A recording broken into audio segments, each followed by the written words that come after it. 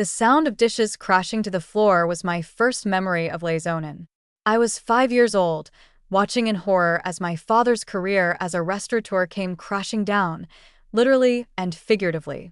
That night, as he swept up broken plates and dreams, he told me something I'd never forget. Sophia, in this business, you either own the restaurant or the restaurant owns you. 25 years later, those words still echo in my mind as I stand in the kitchen of taste, watching my staff prepare for another busy night. They don't know I own this place. None of them do, except for my lawyer and accountant. To everyone else, I'm just Sophia Martinez, the quiet consultant who occasionally drops by to observe operations. My family thinks I'm a failed chef who couldn't hack it in culinary school. They're not entirely wrong about the culinary school part. I dropped out after 2 semesters. What they don't know is that I left because I was too busy buying my first failing restaurant and turning it around for a profit. You're throwing your life away, Mom had said when I quit school. Look at your sister Olivia, graduating medical school with honors, making something of herself. Olivia, the golden child, the successful surgeon who could do no wrong. Every family dinner became a celebration of her latest achievement, while my presence was tolerated with thinly veiled disappointment. But I had a plan. While they thought I was floundering, I was building an empire, one restaurant at a time. I acquired failing establishments, revitalized them, and either sold them for profit or kept them in my growing portfolio. I operated through a maze of holding companies and LLCs, keeping my name off any public documents. In the restaurant industry, anonymity was power. Taste was my crown jewel. When it came on the market 3 years ago, my family was devastated. It had been their favorite restaurant for special occasions, birthdays, anniversaries, celebrations of Olivia's endless achievements. The previous owner, an old-school French chef, had run it into the ground with mismanagement and an outdated menu. I bought it through one of my companies, poured millions into renovations, and transformed it into the hottest reservation in the city. The irony of my family still dining here, never knowing it was mine, gave me a quiet satisfaction. Ms. Martinez, Miguel, my general manager, approached with a tablet in hand. The private party for tonight, the Martinez group, they've requested some special arrangements. My stomach tightened. Tonight was Mom's 60th birthday celebration, organized by Olivia, of course. I'd received the invitation 2 weeks ago, a reluctant inclusion that made it clear my presence was more obligation than desire. What kind of arrangements? I asked, though I already had a feeling I knew. They've requested 20 seats at the main table, but Miguel looked uncomfortable. They've asked for an additional small table near the kitchen for 1 guest, he said. S for family. Who's more comfortable with the staff? The knife twisted deeper. Same old Olivia, finding ways to put me in my place. She probably told the restaurant it was for a socially awkward cousin or something equally dismissive. I see. I kept my voice neutral and the main table arrangements. Miguel scrolled through his tablet. Dr. Olivia Martinez specified the seating. She's placed herself next to her husband, Daniel, at the head of the table, with their parents next to them, then various aunts, uncles, cousins. He paused. She was very particular about the champagne service, only for the main table, of course. She was heaven forbid the family disappointment get a glass of champagne. I spent the rest of the afternoon in my hidden office above the kitchen, watching the security feeds as my family arrived. Mom and Dad first, Mom resplendent in a new designer dress. Then Olivia and Daniel, her surgeon husband, looking like they'd stepped out of a magazine. Aunts, uncles, cousins, all dressed to impress. I arrived last, wearing a simple black dress that probably cost less than Olivia's shoes. The hostess, following instructions she didn't know came from my sister, led me to the small table near the kitchen doors. You can sit here, Olivia said, loudly enough for nearby tables to hear. Where you belong. She smirked, adjusting her diamond necklace. After all, you always said you wanted to work in restaurants. The rest of the family tittered politely at her joke. Mom looked embarrassed, but said nothing. Dad suddenly became very interested in his menu. I sat down at my lonely table, watching the champagne being poured at the main table, listening to the toasts and laughter. Each time the kitchen door swung open, I caught glimpses of my staff, working with the precision and excellence I demanded when I rebuilt this place. Miguel approached my table, looking nervous.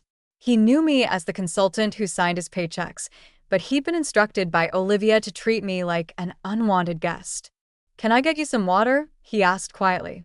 I looked up at him, then at my family celebrating without me, then back at the manager who had no idea he was speaking to the owner of not just this restaurant but 5 others across the city.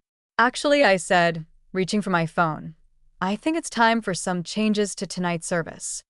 The next few hours would teach my family a lesson about judging books by their covers, and maybe, just maybe, they'd finally understand that success doesn't always wear a designer label or come with a medical degree.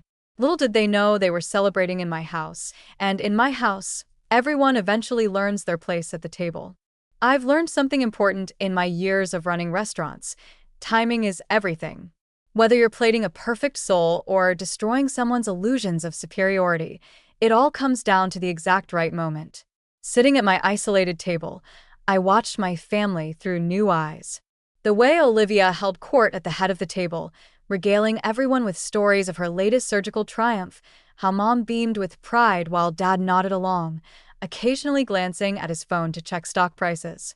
The cousins, aunts, and uncles all orbited around them like satellites around a sun. 20 years of dismissal and condescension had led to this moment. But before I could make my move, Olivia decided to twist the knife one more time. "Oh, Miguel," she called out to my manager, her voice dripping with false sweetness. "Could you please make sure my sister gets the special menu?" She threw me a smirk. "The one with prices removed. We wouldn't want her to worry about the cost." Miguel looked uncomfortable, knowing full well I signed his paychecks as the consultant, but he had his instructions from the party organizer. He brought me a menu, apologetic eyes meeting mine. "The special menu, as requested," he murmured.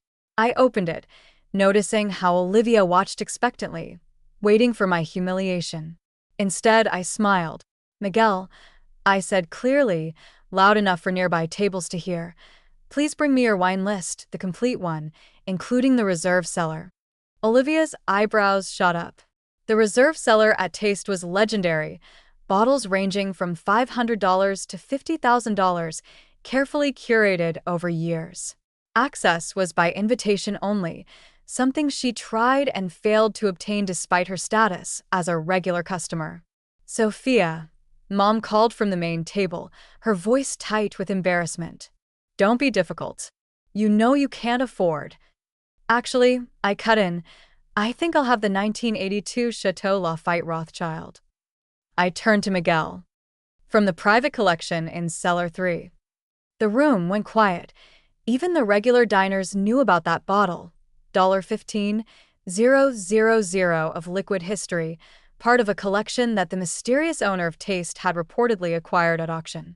Miguel's eyes widened slightly. He knew that only one person could authorize that bottle right away. "Ms. Martinez," he said, a new note of respect in his voice. "Sophia, stop this immediately," Dad snapped, his face reddening.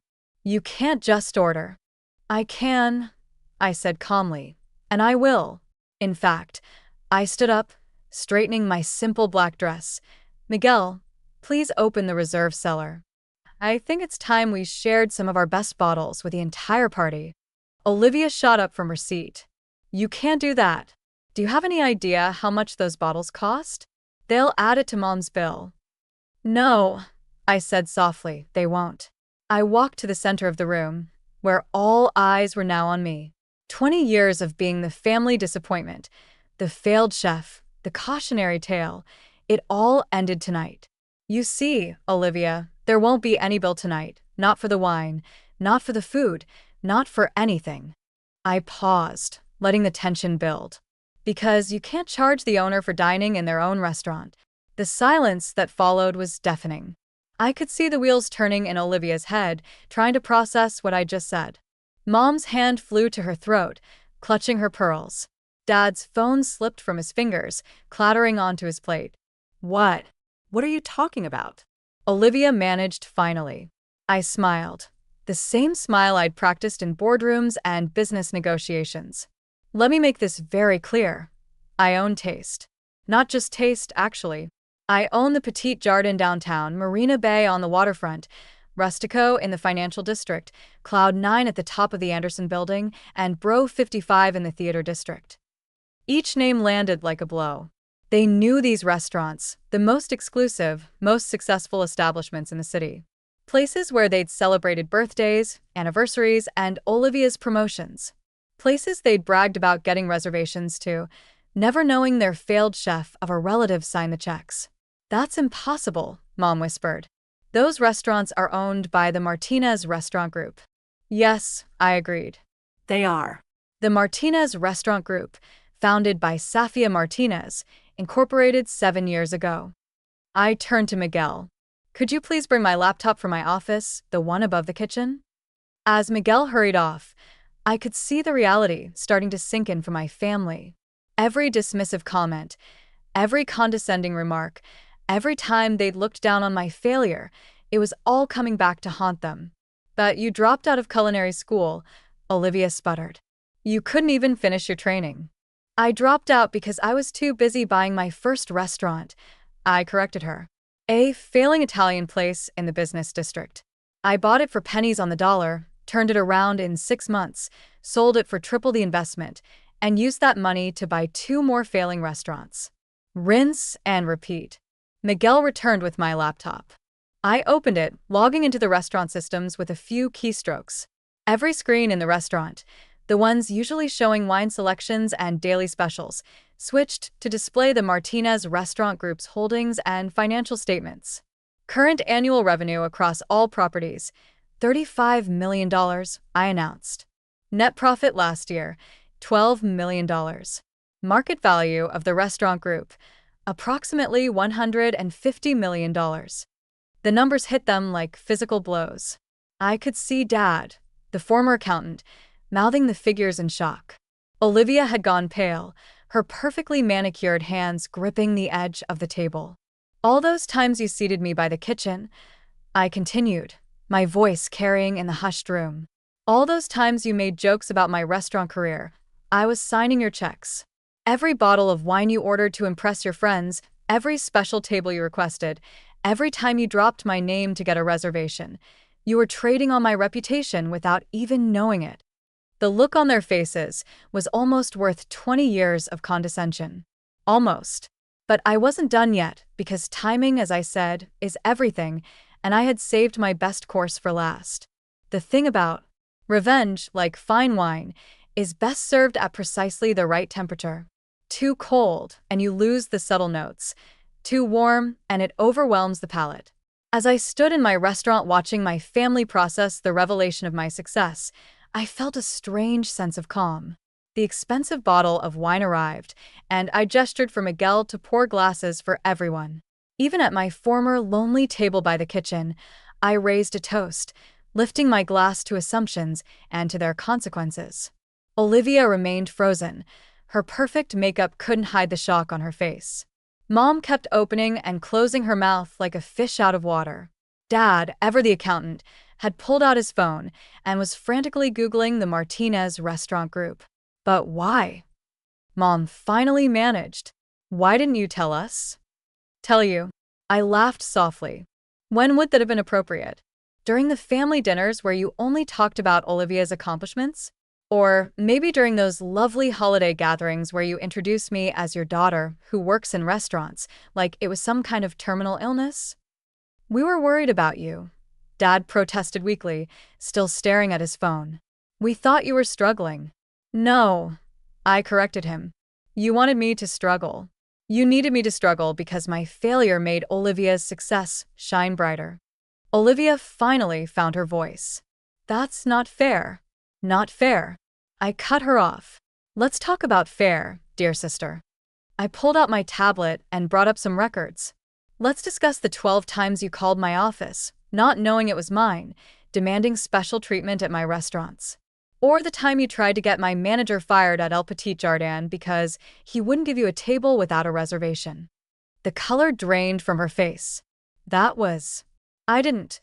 Or perhaps, I continued, my voice still wrapped in silk, we should discuss the review you posted online about Marina Bay last month. The one where you claimed to know the owner personally and threatened to have the chef fired. A gasp went around the table. Olivia had bragged about that review, about how she'd shown that uppity restaurant its place. "I didn't know it was yours," she whispered. "That's exactly the point. You didn't know, but you acted that way anyway. All of you did." I looked around the table at my assembled family. You treated service workers, restaurant staff, and anyone you thought was beneath you with contempt. And all the while, you were dining in my establishments, enjoying my success and benefiting from my hard work. I nodded to Miguel, who disappeared into the kitchen. A moment later, he returned with a team of servers, each carrying folders. "Inside these folders," I announced, "you'll find some interesting documents, financial records of every meal you've enjoyed in my restaurants, every special favor you've requested, every time you've dropped my name or claimed connections to get what you wanted." The servers distributed the folders. My relatives opened them. "You'll also find continued receipts for every Christmas bonus I've anonymously given to the staff. You've buried every tip I've added to make up for the ones you've skipped, every repair bill for the things you've broken during your entitled tantrums." Mom was crying now, mascara running down her cheeks. Dad looked like he'd aged 10 years in 10 minutes, but I wasn't finished. "And finally," I said, my voice carrying in the silent restaurant, "you'll find lifetime bans from all Martinez Restaurant Group properties, effective immediately." The explosion was immediate. "You can't do this!" Olivia shrieked, standing up so fast her chair toppled backward. "We're family." "Family?" I raised an eyebrow. "Was it family when you seated me by the kitchen tonight? Was it family when you mocked my career choice for 20 years? Was it family when you treated my staff, people who depend on me for their livelihoods, like they were beneath you?" "Sophia, please," Mom pleaded. "We can fix this." "That's right, Mom, you didn't know. You never bothered to find out. You were too busy planning parties to celebrate Olivia's every minor achievement to notice that your other daughter was building an empire." I turned to Miguel. "Please escort them out, all of them, and make sure their bans are implemented across all properties immediately." As security began to move forward, Dad stood up. "Wait." "The bill for tonight? Consider it my last gift," I said coldly. "A final meal in one of my restaurants, though I doubt you'll enjoy the taste of humble pie." I watched as they were escorted out, my proud family reduced to shocked whispers and backward glances. Olivia tried to protest one last time at the door, but the sight of additional security guards convinced her to leave quietly. Once they were gone, I addressed the other diners who had watched the scene unfold with rapt attention. "I apologize for the disruption," I said. "Your meals tonight are on the house. Please enjoy the rest of your evening." The applause that followed was unexpected but warming. I nodded to Miguel to bring me the expensive bottle of wine at my small table by the kitchen, my favorite spot, as it turned out. The place where I could hear the rhythm of my restaurant, feel its heartbeat. Over the next few weeks, the calls and messages poured in, apologies, explanations, justifications. Mom left tearful voicemails about how proud she was, how she'd always believed in me. She hadn't. Olivia's messages swung between anger and attempted reconciliation. Dad sent lengthy emails analyzing my business success, offering unsolicited advice about tax strategies. I ignored them all. 6 months later, I opened my newest restaurant, a small, intimate place called Second Chances. The concept was simple. We hired people who needed a fresh start, trained them in the culinary arts, and gave them the opportunity I'd made for myself. On opening night, as I stood in the kitchen watching my new staff prepare for service, Miguel appeared at my side. "Your family is outside," he said quietly. "Your sister made a reservation under a different name. They're asking to speak with you." I thought about it for a moment, remembered the lonely girl at the table by the kitchen, remembered the years of dismissal and doubt. Then I thought about the empire I'd built, the success I'd achieved, the lives I was changing. "Tell them," I said, tying on my apron and picking up a knife, "that the owner is busy cooking, and remind them about their lifetime ban." Miguel smiled and headed out. I turned to my new staff, former addicts, ex-cons, abuse survivors, all getting their second chance. "All right, everyone," I called out. "Time to show the world what you can do." Remember what I always say.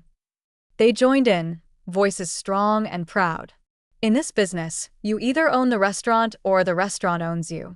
I smiled, feeling the familiar heat of the kitchen, the energy of a circus about to begin. This was my empire, built on hard work, skill, and the determination to prove everyone wrong. And the best revenge wasn't serving it cold, it was serving it perfectly prepared, beautifully plated, and completely out of reach. The kitchen doors swung open, and another night of service began. In my restaurants, everyone eventually learns their place. Some just learn it the hard way. As for my family, they still try to get reservations at my restaurant, sometimes using different names or having friends make bookings for them. Each time, they're politely turned away. Each time, they learn again that success, like the best meals, is sweetest when earned. They say you can't choose your family, but you can choose how you deal with them. I chose to build an empire they couldn't enter, create success they couldn't claim, and find happiness they couldn't diminish. And every night, I still sit at that table by the kitchen, drinking expensive wine and listening to the symphony of a well-run restaurant. It turns out the best seat in the house was the one they thought was a punishment. Sometimes revenge doesn't need to be cold. Sometimes it just needs to be served with perfect timing, impeccable presentation, and a side of lifetime ban.